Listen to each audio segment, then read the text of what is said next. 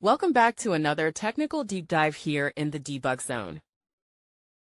Today, we're tackling a big question and breaking it down with insights from other users. Hopefully, this clears up some misconceptions and helps you get the answer you need. So, buckle up, stay a little curious, and let's jump right in.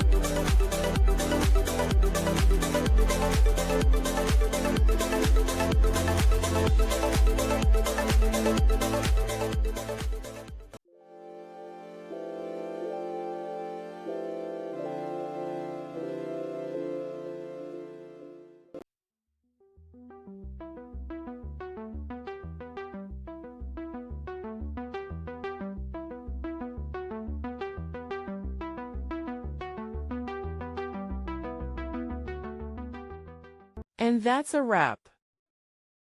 I hope you found the answer you were looking for. If you did, take a second to hit that subscribe button. It really helps out. And let me know in the comments which solution worked best for you. See you next time in the Debug Zone.